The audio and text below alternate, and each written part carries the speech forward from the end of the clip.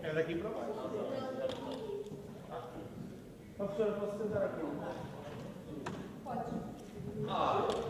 Eu não tinha.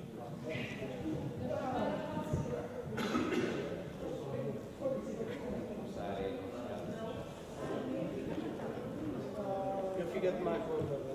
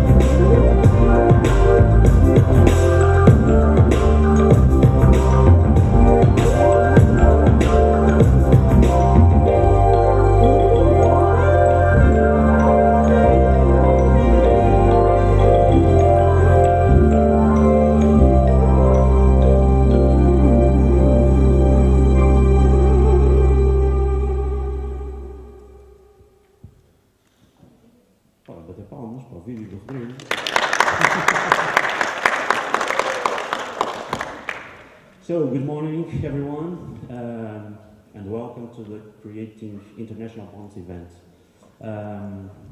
When at the beginning of this year, we decided to celebrate the 30th anniversary of the degree in Design and Graphic Arts Technology of the Polytechnic Institute of Tomar, we decided, first of all, to honor its founders.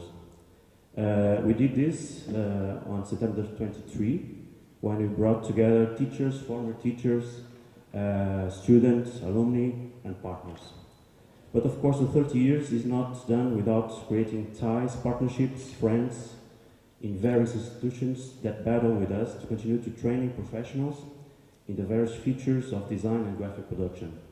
Therefore, the next step would have to be to enrich these ties, strengths, relations, and continue to extend this support network. Of the various European and worldwide partners with which the Design and the Graphic Arts Technology degree has, we have today only a small but valuable sample coming from Hartveld Hogeschool in Belgium, Linköping University in Sweden, and Stuttgart Media University in Germany. These ties were reinforced with the various Erasmus partnerships established that allow teachers, staff, and students to share experience, knowledge, and practice in order to grow both professionally and personally as well. That is why I thank Luke, Tommy, Jörg, and Thomas for their presence in Tomar to share with us some of the strategies and models that have been used in their institutions. In the same way, we'd like to thank Laurent for his willingness to present us with the strategies that the Polytechnic Institute of Tomar follows with regards to international strategies. So, without no further delay, we'll start our program, but I don't know, maybe first I should speak something in Portuguese. Yeah? Bem, no fundo, só reforçar um bocadinho o que estava aqui a dizer, dar-vos as boas-vindas por estarem aqui hoje neste evento.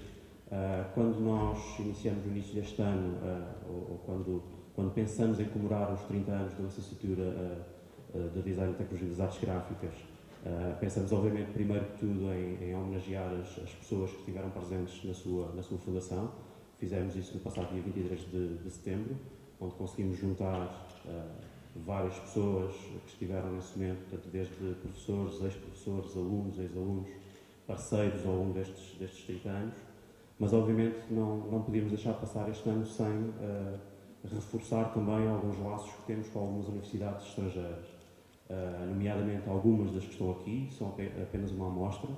Portanto, estamos a falar da Escola de Hartveld na Bélgica, da Suécia e de Stuttgart na Alemanha, mas muitas outras temos, quer seja através de parcerias de Erasmus, onde alguns alunos têm ido fazer os seus estágios de Erasmus ou intercâmbios de Erasmus, e também temos recebido alguns alunos de lá.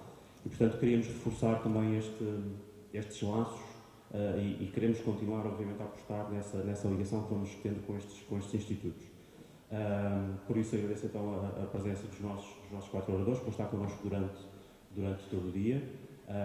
Reforçar também, depois da parte da tarde, vamos ter também a presença de alguns alunos que já tiveram em algumas destas universidades, quer alunos tanto que foram, quer também aqueles que nós recebemos. E, portanto, passo já a palavra à Célia para apresentar o primeiro orador. Obrigado.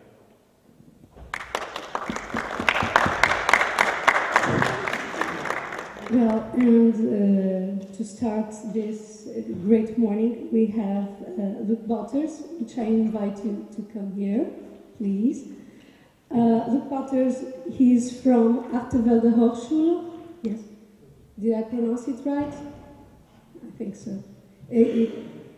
He's from Ghent in Belgium, and he's going to tell us about the IC, which is an international circle. And the title of his presentation is a really poetic one, An Ocean Refuses No River. So if you want, you can have the mic. Okay. You need me to be there. Yeah, first of all, I would like to thank the Polytechnical Institute for having me here, giving me the opportunity to say a few words about the International Circle, and also to comment on the fact that I think that programs such as yours should intensify the international dimension of their courses and of the way they are working. So the main focus of my speech will be on these two issues.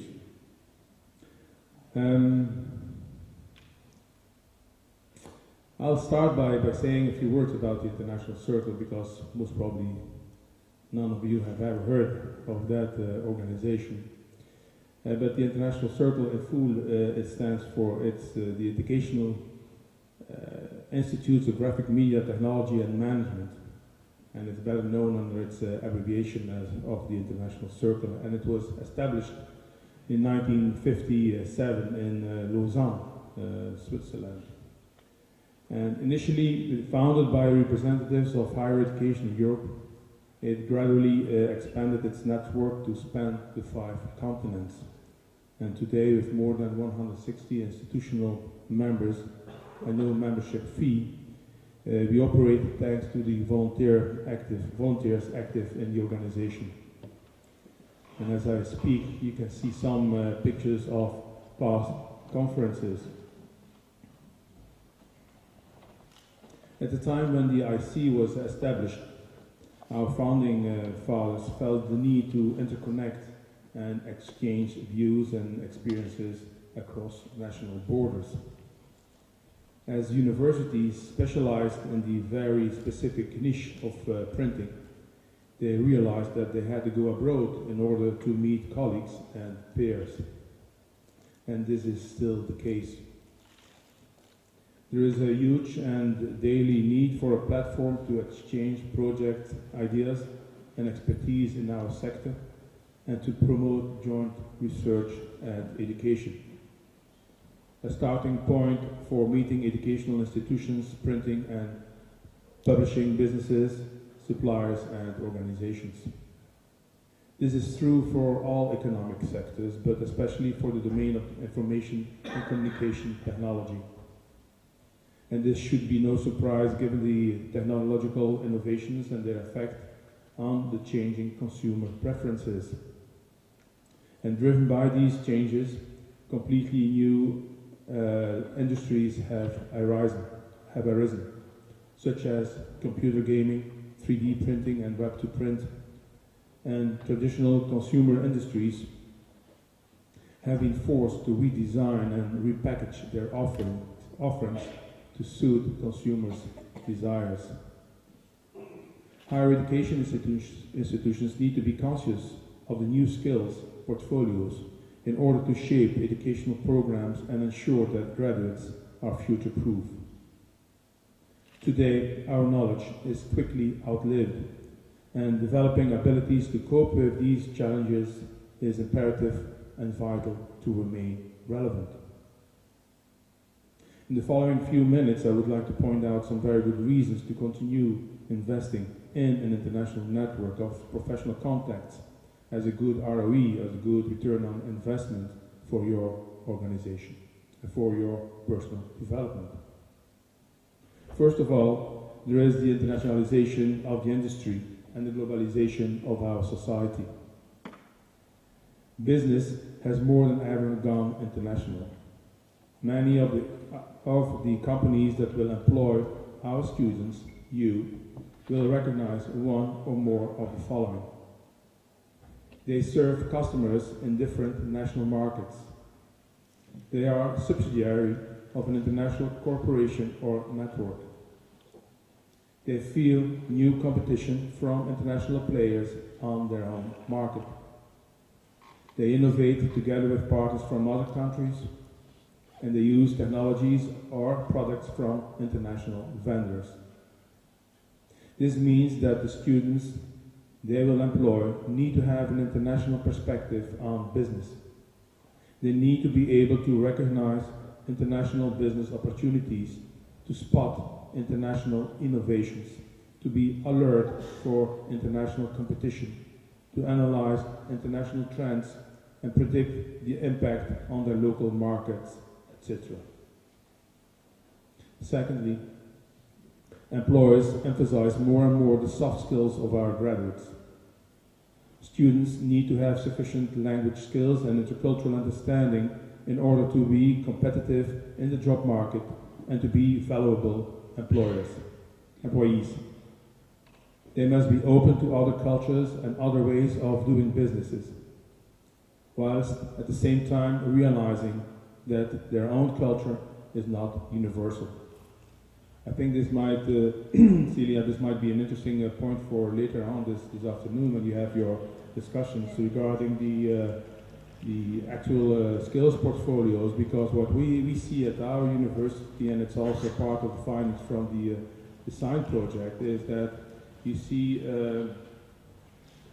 a difference in emphasis when you look at from the employer's point of view and when you look at it from the student's point of view.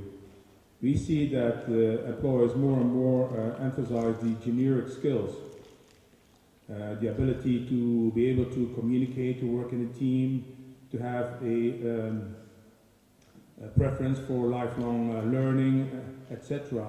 While students, when they come to our department, they are more interested in specific technical competences. They would like to specialize in 3D printing, or they would like to go further into the motion or whatsoever. And you see that they have very little interest in these more generic competences. So we have to find a way to strike a balance between the two, and how do you do that? And is it also the case here in Portugal? I don't know, but I assume you will have the same experience. So it would be interesting in finding out how to go about it and how to communicate this program, this approach to new students. There's also some arguments for the internationalization of our education. The developments in the communication and information technology are also affecting the way we learn and teach. Online learning, virtual reality and augmented reality are important developments in this respect. Presently, teachers and students are often learning in different ways. You have to be very conscious about that. As a digital gap between teachers and students will most probably deepen in the near future, how will we cope with this? How will we organize our education and professionalize our staff? How will we make not only our students but also our colleagues future-proof? On another issue, universities for a long time have lived in splendid isolation. They had a critical distance to the industry, which allowed them to observe objectively and act neutrally. In the last decades, however, the role of these institutes has changed. More than impartial observers, they have become partners of the industry. This means that trends and changes in the industry have a direct impact on the universities and their educational programs. More and more higher education and the industry have come to realize that the most highly valued educational programs are characterized by a generic basis with additional specializations of excellence.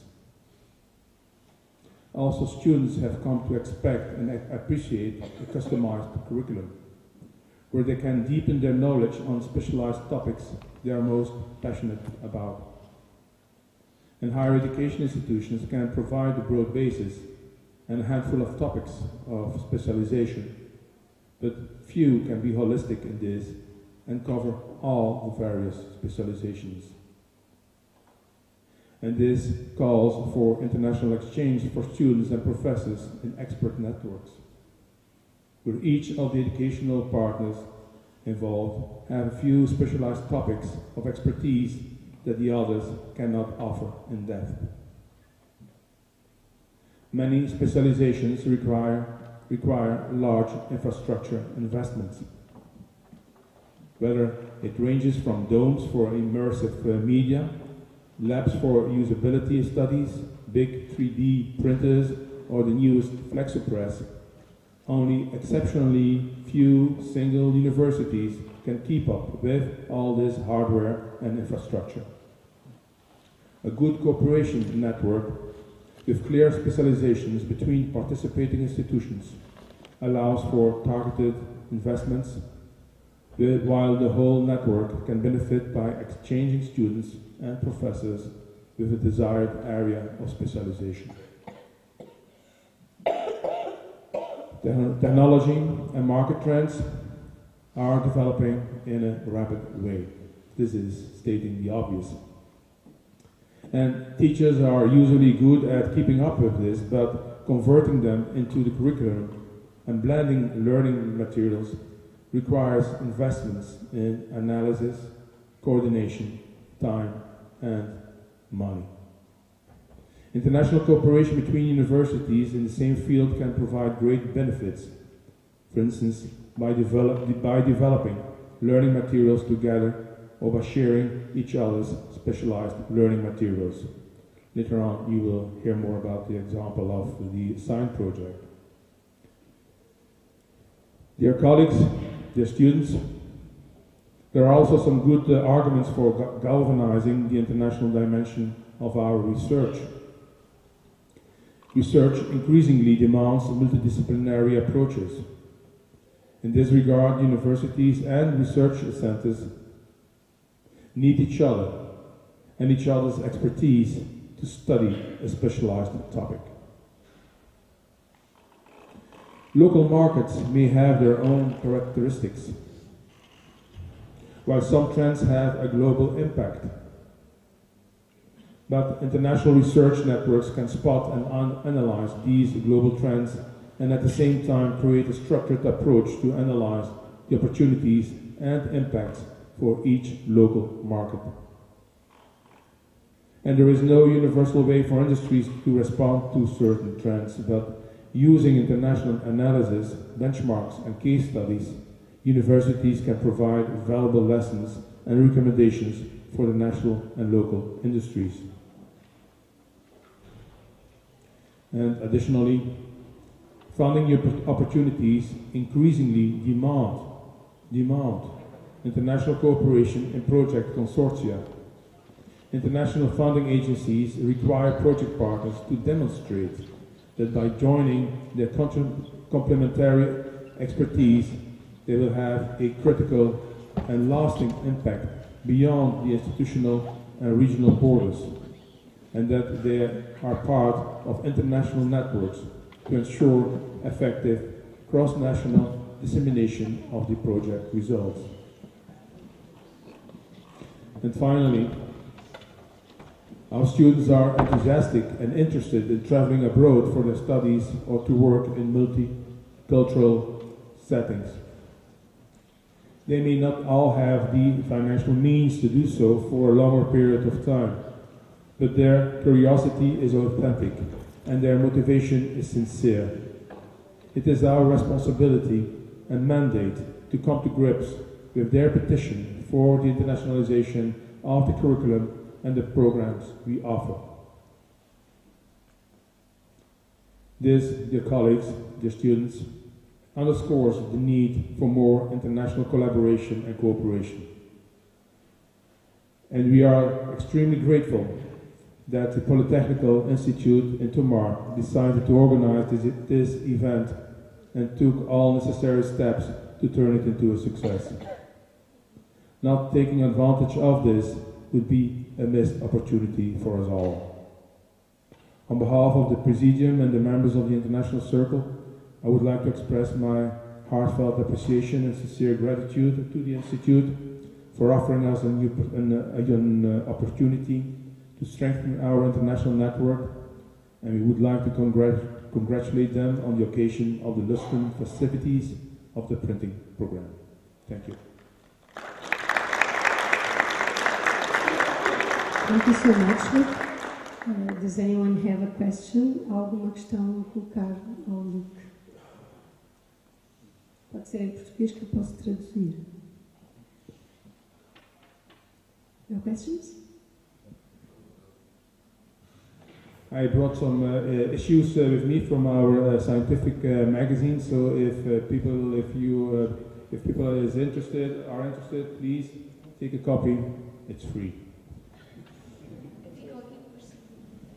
Hi, Luke.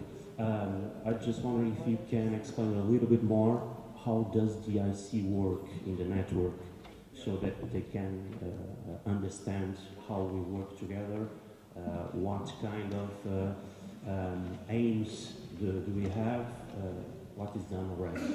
Yeah. The main purpose of the organization is actually to create a platform, to offer a platform, to create opportunities for representatives of the various institutions to meet and to exchange ideas. It's not a conference where the main focus is on presenting the findings of research. Obviously, it's important to be informed about this and to know about the area of specialization of the various members. But the main purpose is to ensure that professionals active in the same domain meet and start to appreciate each other's expertise, so that they can look for ways of bringing this expertise together in new projects, in new research projects, in new Erasmus Plus projects.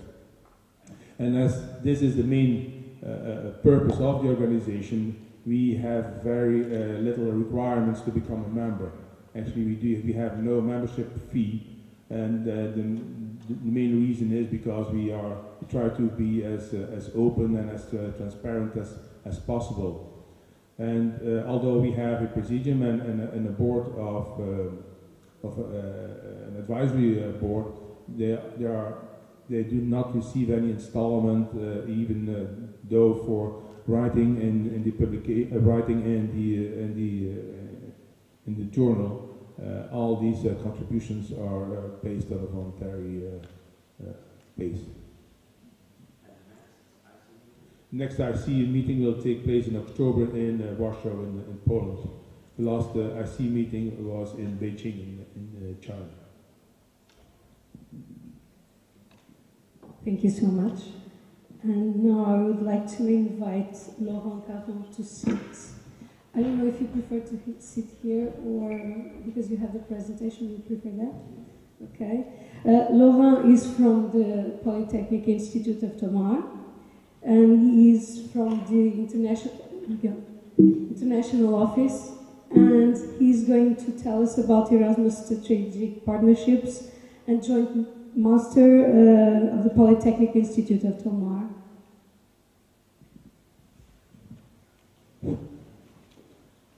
Bom dia a todos. Hello, everybody.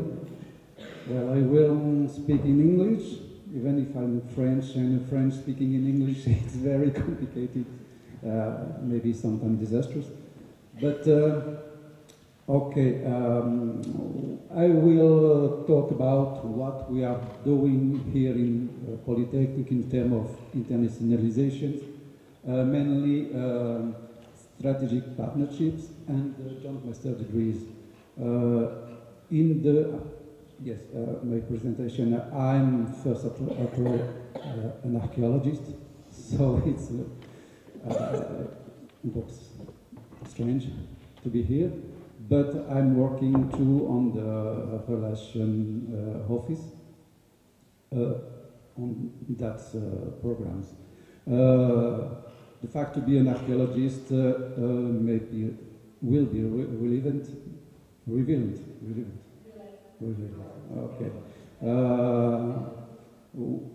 With the masters I will present. In the relationship office, we are dealing, of course, with the mobilities, student mobilities, incoming, outgoings. I don't know if part of the students were Monday on the Erasmus talk. Monday we had an Erasmus talk with Portuguese students who made mobilities present to other students their experiences. So I will not talk today about this because I'm not working on Action Key 1, Erasmus Action Key 1, who deals with the short mobilities. So,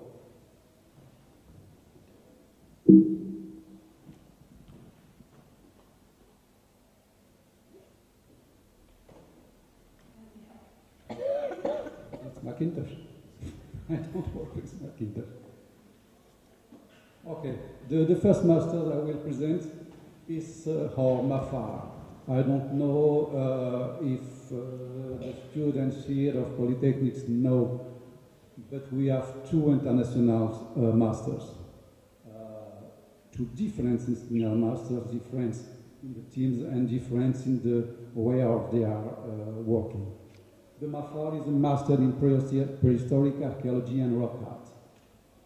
It's an international master.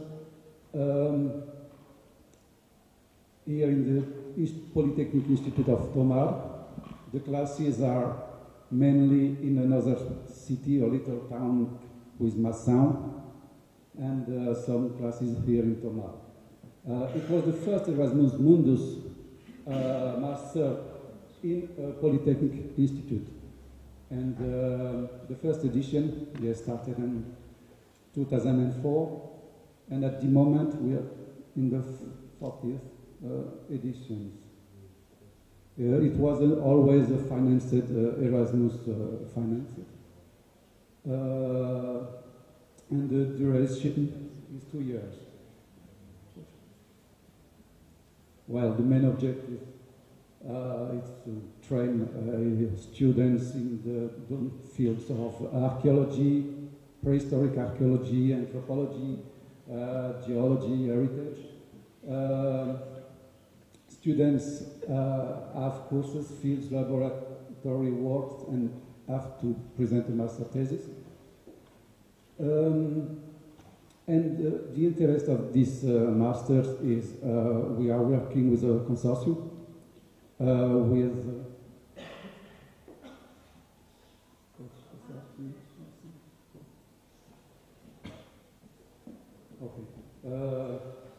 it's a consortium of 4 universities. The coordinator is the University of Ferrara. Then we have the Polytechnic Institute. We have the Rovellio University in Spain and the National History Museum of Paris. And the students apply to the master in Portugal, and they are becoming regular students here. So students can make a normal master with, at the end, a thesis, a national thesis. But as it's a joint master degree, we have scholarship students who came from another country of the consortium to do the master here, 2 years. And our regular students can do a mobility too, with 36 credits in another university. And with that mobility, they are allowed to receive a joint master degree.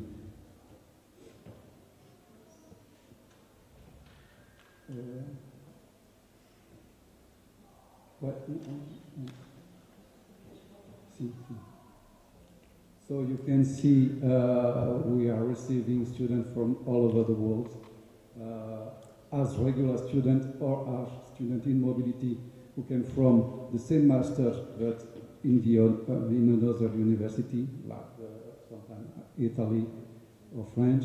We have teachers who are coming to lectures here in Masson and Polytechnic. For now, we have 96 finished master theses. You have some data about the employability of our students. And we have a network research with the Geosciences Center of Coimbra, who is a very big network because we have all the students of this master, of the other masters, of other projects, and the scholars. So it's very important for the divulgation of events and courses. Well, I told you we had a second master. The second master is not Mackland. We had this master, Mackland, who was, how can I say, an experience. It's an Erasmus master. It was an Erasmus master, two hands. And the Mackland was a master degree in territory, sustaining development and management. As I said, it was an experience because it was a master who was approved by the national agencies, but with no, not financed. So we had few students because it was very, expensive. We had a duration of 2 years. And the mobility between 3 institutions. In France, Saint-Étienne was the student past 6 months. Then 6 months in Tomar. Then 6 months in Napoli. And the last semesters, they had to choose between one of the 3 institutions to make the final work. They received a joint master degree master, signed by the 3 institutions, and the language used was French and English for the lectures. Well, Mackland was a success in terms of good practices. For example, I copied this slide. It was a presentation this year by Claire Morel from the European Commission in Tehran about during the international cooperation between Europe and Iran. And the example she used for a model of good practice was the Mackland master with the 3 countries and the connection between the 3. Then, with the success of Mackland, the coordinator, Jean Monnet, decided to make Mackland Plus 2.0, call it DICLAM, about almost the same theme, dynamic of landscape management, cultural landscape management. This time it's Erasmus Mundus joint master degree, but with a big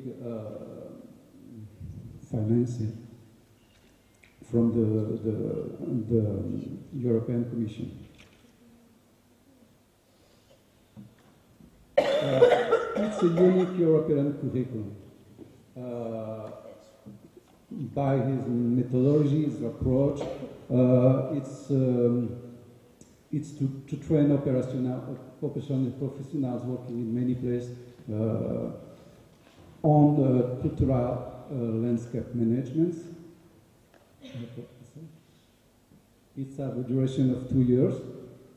The diploma is the joint master degree, as the same.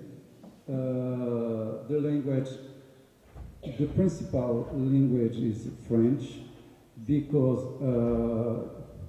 the student will pass 1 year in France, we'll see, with the partners, and it's obligatory to have at least B in French to apply to the master.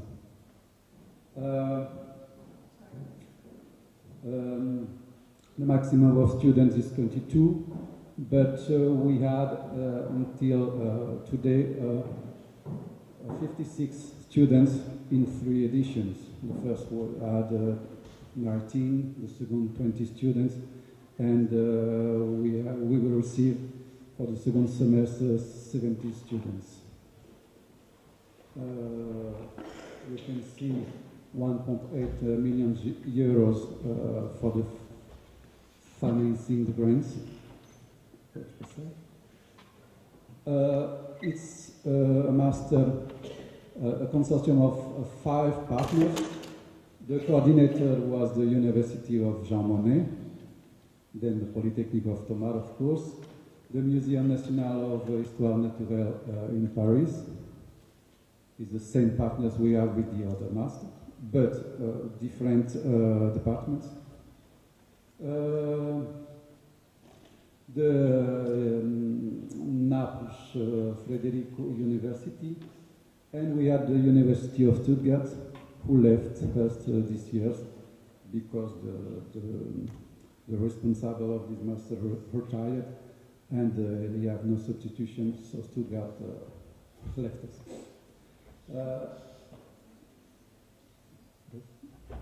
With 9 associated partners who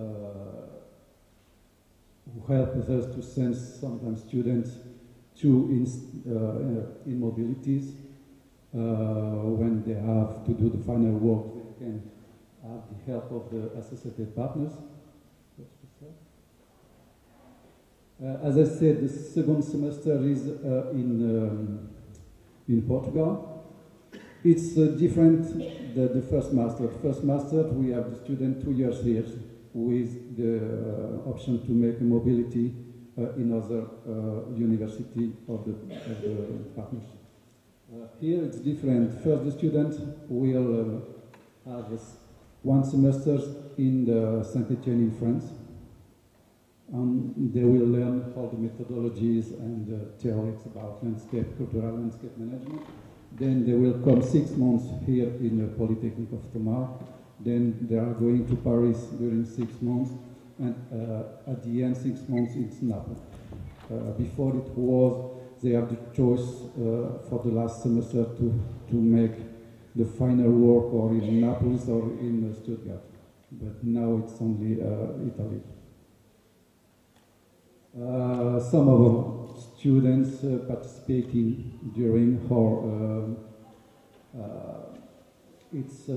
each year we have a trip, a working trip, because we have a collaborative project who begins in France, and we have to continue that collaborative project along all the years, and with a specific theme.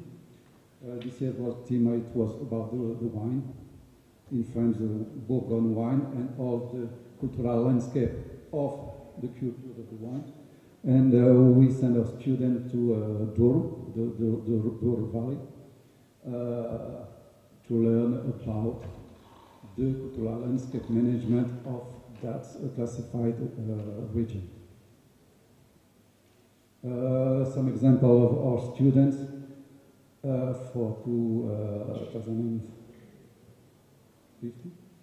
And it's very interesting because for this master we don't have until today any Portuguese in this masters. We have students from all over the world. It's a very expensive master, but it's very researched master.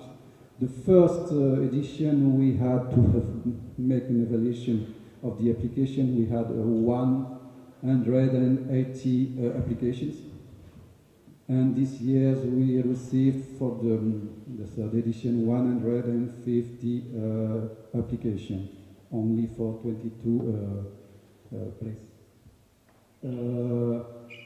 Regarding the student, we had students from Russia to South Africa, China to Mexico, Canada, Brazil, coming from all over the world, really, except Oceania.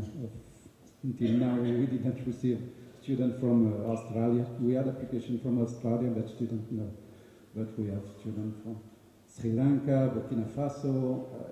It's very interesting for the students because they are living together during 2 years in 4 countries, learning the same main theme, but with for different visions. That was the second master's. But in Polytechnic of Tomar, when the Erasmus changed in the 2014, becoming Erasmus Plus,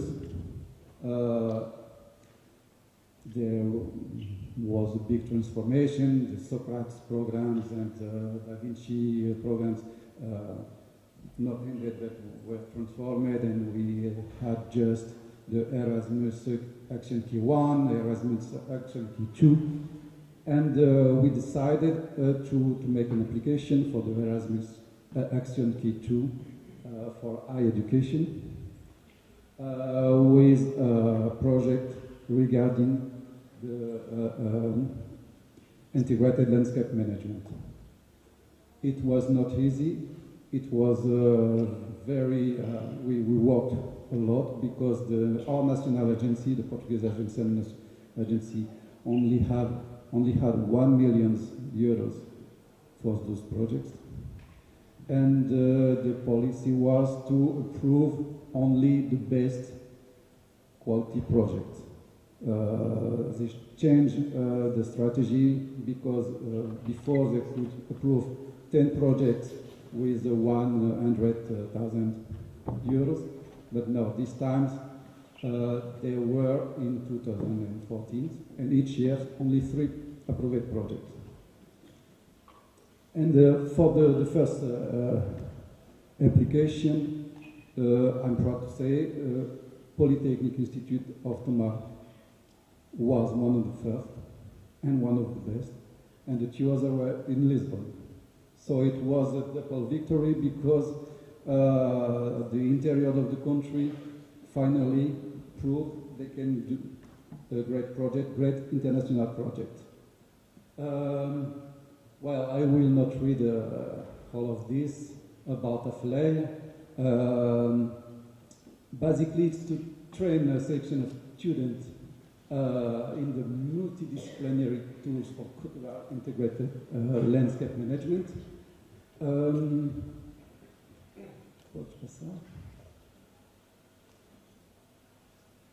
As you will see, it's a multidisciplinary project and multicultural project. We have sought the mind to produce intellectual output, and one of the goals is to create a new European master on the topic about the integrated landscape management. For this project, we have one coordinator. He was the Institute Polytechnic of Tomar, because for our masters, we are not the coordinators. It's very complicated to be coordinator of a project, of an international project. I know this because I made the coordination of this project with 16 partners. It's crazy. It's really crazy. We have 5 partners from Portugal, with municipalities, enterprise, 3 from Italy, the University of Ferrara, the ERIT in Roma, and the research center in Havelo. Lithuania with the University of Communication, the Faculty of Communication of Lithuania, and the National Bibliothèque of Lithuania. 2 partners in France, Jean Monnet from the other masters, and the Museum of Historique National, Musée d'Histoire Naturelle of Paris. Spain with the University of Extremadura and one association of prehistoric. Germany is the University of Vienna, and the Czech Republic with the University of Brno.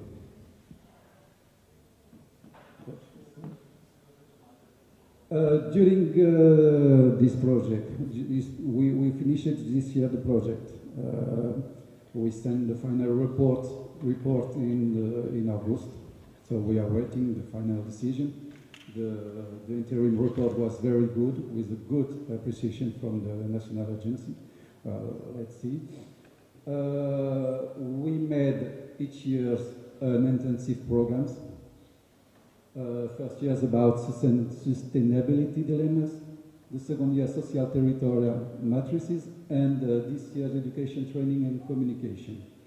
During the 3 years, we received 163 international students for 47 countries and 64 scholars.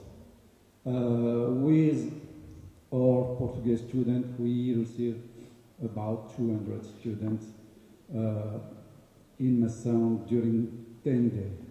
10 intensive days of lectures. We tried to make it soft because 10 days of lectures it's very pushing. So the students had lectures on the mornings and then workshop on the afternoon and the 8 days. And the two last days was about the students had to present an essay regarding the landscape management, but with their own vision and their own experiences and inputs. It was very interesting because we have students from all over the world too, because we received the students from the 6 universities, but those students, for example, Ferrara University sent us students, but few of them were Italians, because they had international students too. Paris sent students, it was lots of students from Africa and Maghreb, for example. Czech Republic sent a student, Czech, Ukraine, and Moldavia, I think. So it was very interesting because 163 students from all over the world. It was very interesting to make them, making groups, to make them thinking about landscape management. It was very a challenge because a linguistic challenge, but you have to at the same time the difference of the mentality of the country. For example, they are working very differently, and it was exchange of ideas about landscape management and coming from different universities, because Vilnius were students of communication and Brno was student of architecture and Extremadura was archaeologist and cultural management. Ferrara and Museum of Paris, it's archaeology. Jena, it was social geography. So it was very, very interesting to put all the students working on the main theme about the landscape management with each one of them with different visions. The disciplines involved, as I told you, you have anthropology, ethnology, history, geography, geology, urbanism, architecture, planning, environmental engineering, economy, financing, communication, architecture, yes.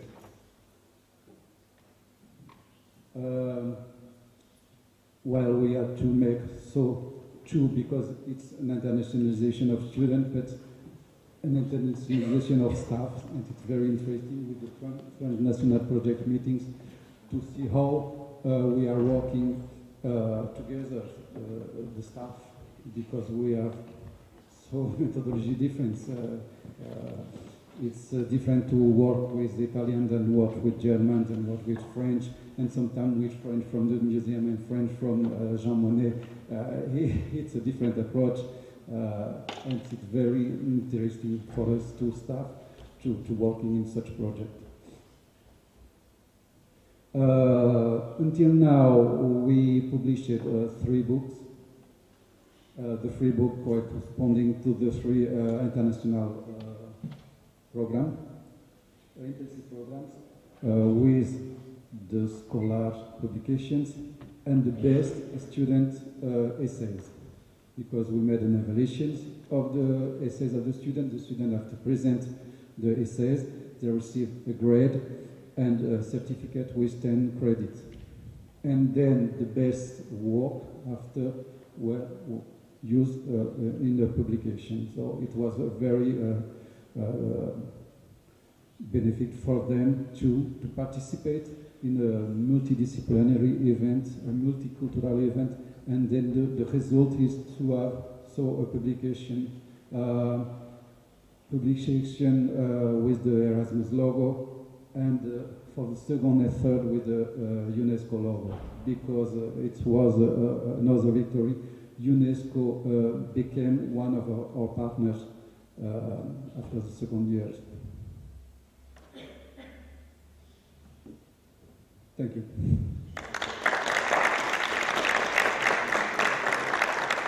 Thank you, Laurent. Any questions, anybody? I was thinking that with so many partners, so many countries, so many people, it must be fulfilling to have meetings with so many people with different cultures and areas, isn't it? Yes, it's not very easy because the communication is very important. International relationships have a key word is relationship and human relation. If you can deal with human relations, it's impossible to work in the international project because you have to be patient, you have to be diplomatic, you have to know how to deal with people. And for example, I know some of partners very well, and we are talking very good, but with other partners we have to have a different attitude. But it's great. I made a lot of friends, and how can I say?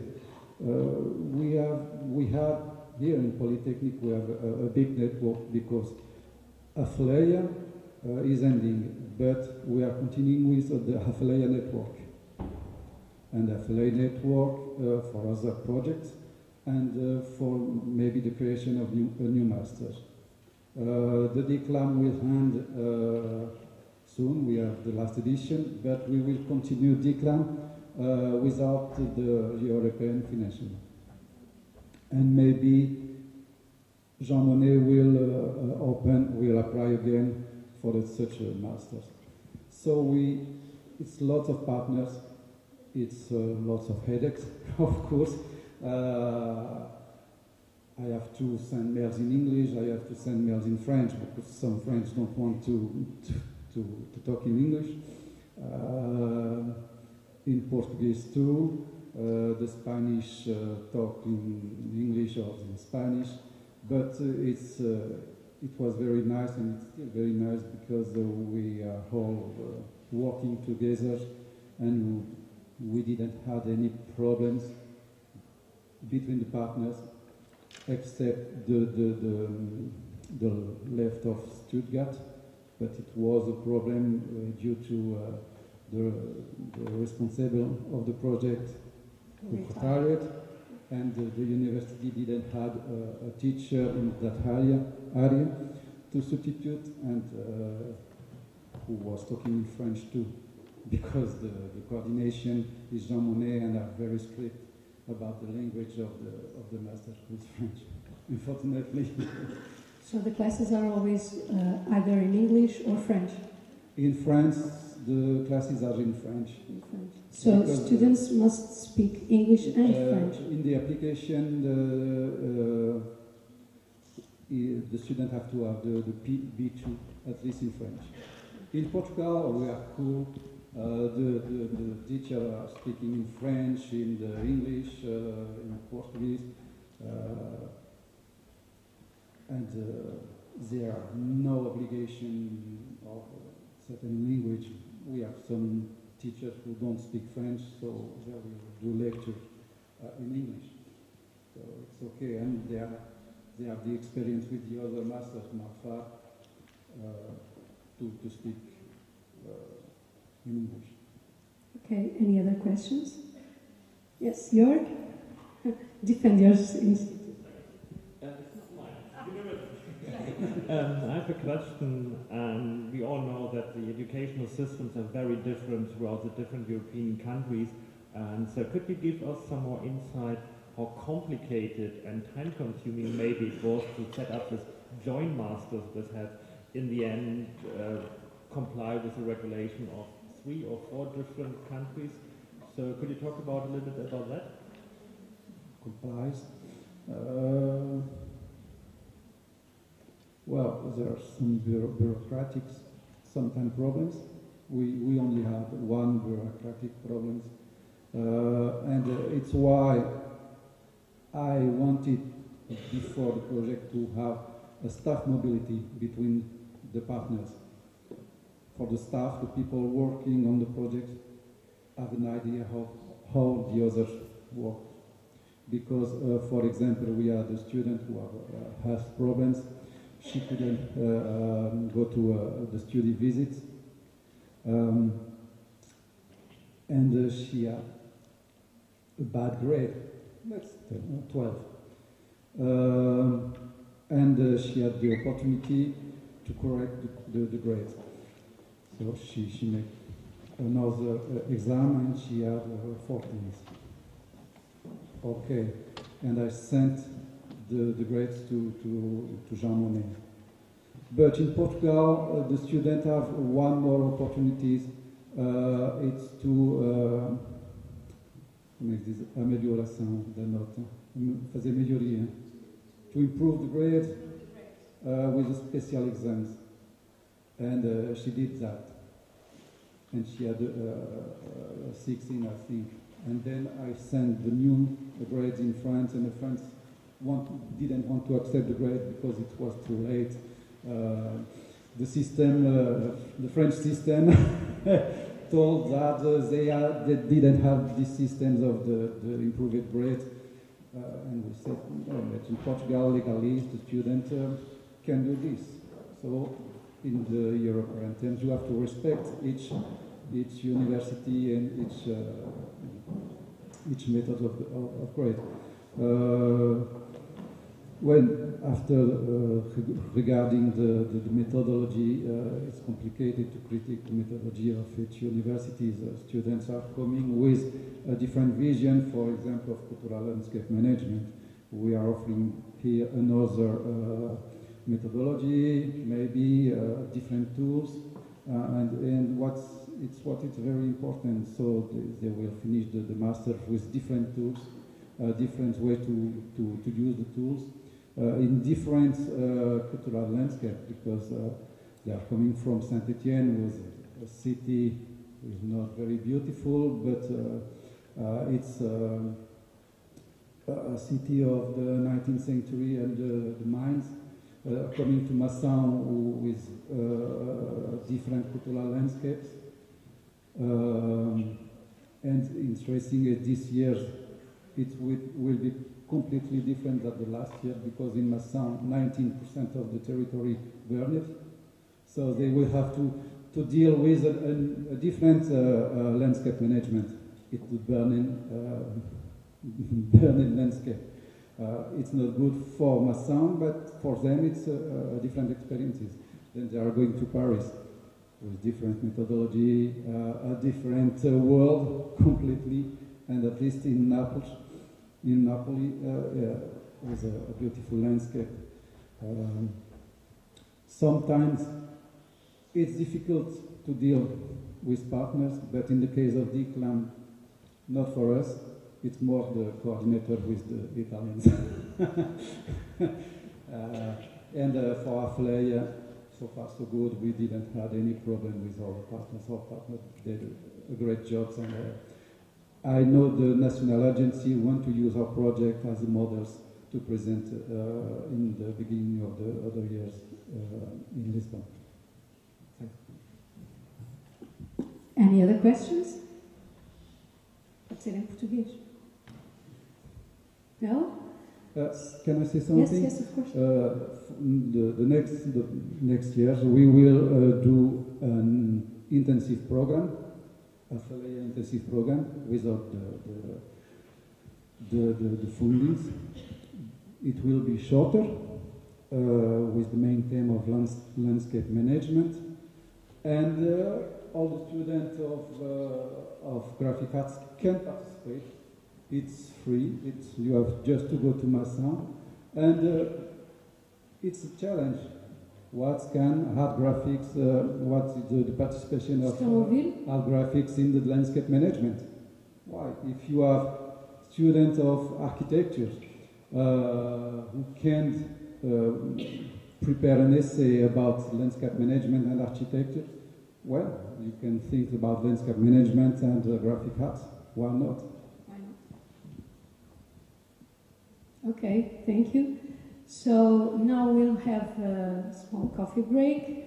Let's have a coffee, talk, network, and we'll come back at 11:15. Okay? Thank you.